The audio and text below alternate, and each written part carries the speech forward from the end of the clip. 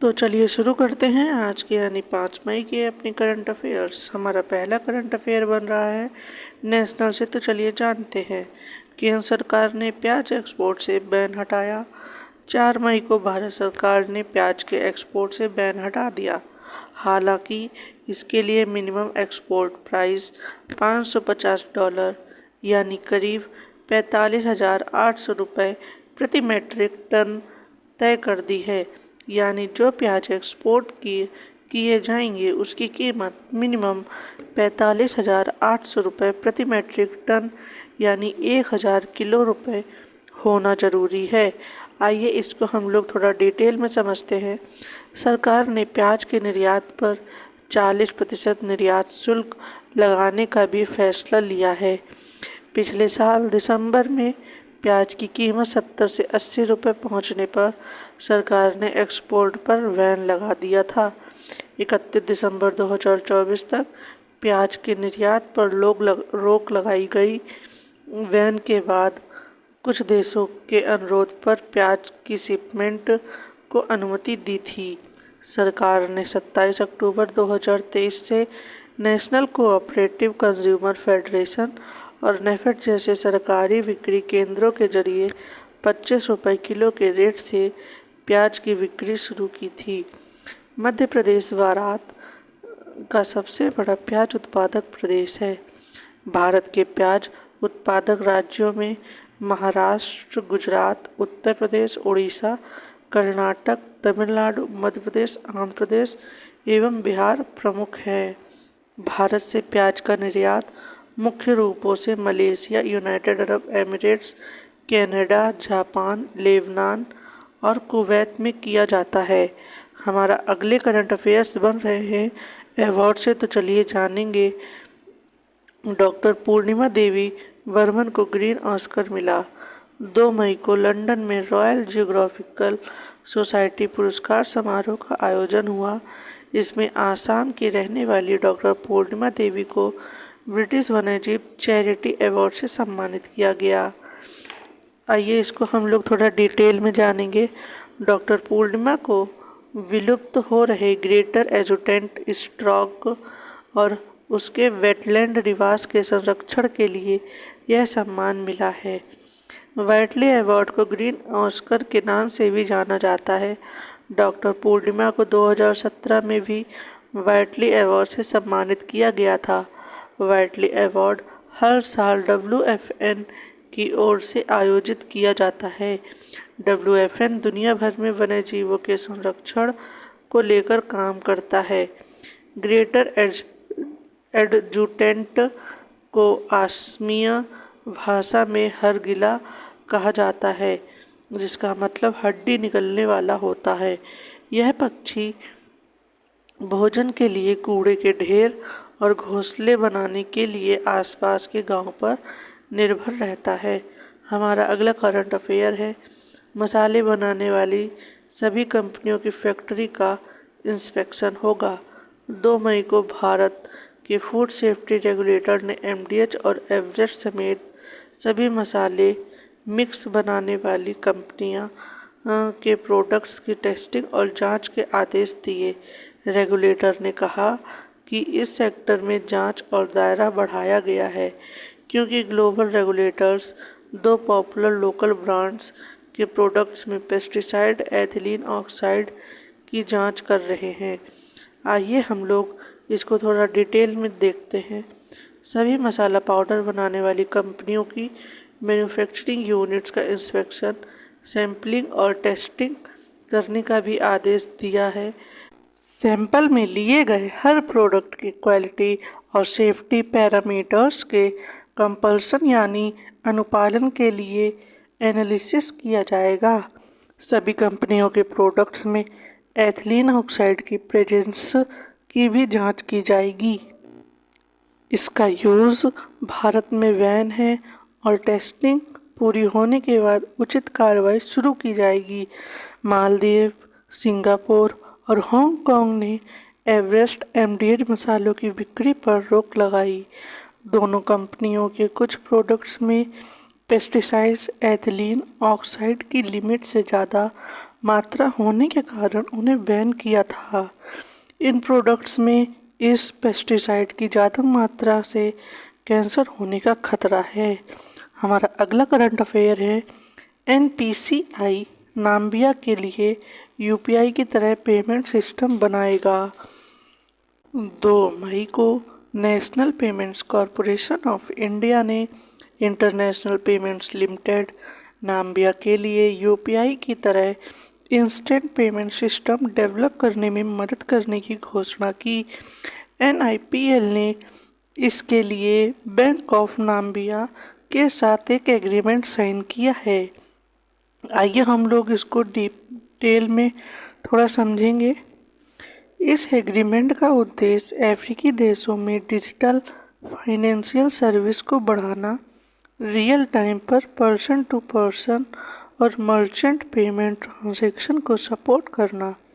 यह international merchant में UPI stack को डिप्लॉय करने के लिए किसी केंद्रीय बैंक के साथ एनपीसीआई का पहला कोलैबोरेशन है। NPCI international payments limited UPI को डेवलप करने वाली company national payments corporation of India की अंतर्राष्ट्रीय शाखा है। यह दूसरे देशों में यूपीआई के इस्तेमाल को बढ़ावा देने का काम करती है। भारत में यूपीआई सबसे पॉपुलर डिजिटल पेमेंट ऑप्शन में से एक है। एनपीसीआई को 2008 में भारत में रिटेल पेमेंट्स और सेटलमेंट सिस्टम के ऑपरेशन के लिए स्थापित किया गया था।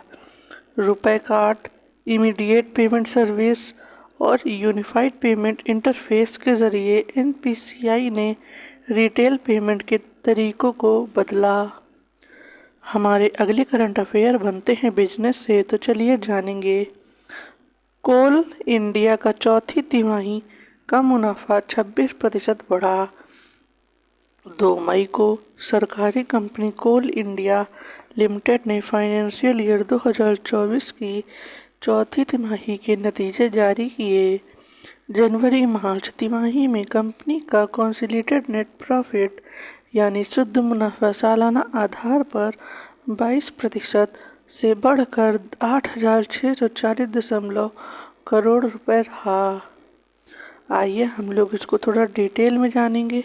पिछले साल की समान तिमाही में कंपनी का कंसोलिडेटेड शुद्ध मुनाफा 6,859.5 करोड़ रुपए रहा था।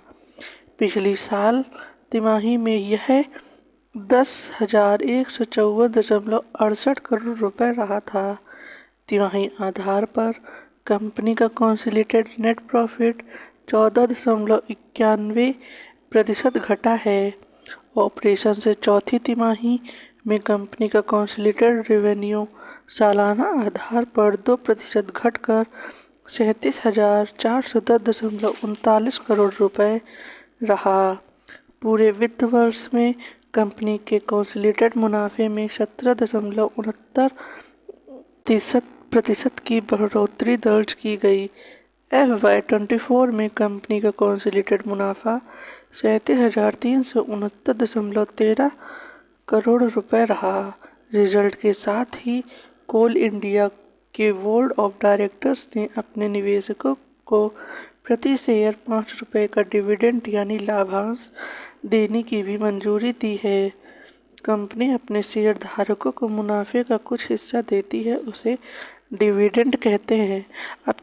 अब हम लोग देखेंगे हमारे करंट अफेयर से कितने क्वेश्चन आंसर्स बन रहे हैं, वो भी इम्पोर्टेंट। हमारा पहला क्वेश्चन है हाल ही में किसने men's AFC U23 Asian cup जीत लिया है?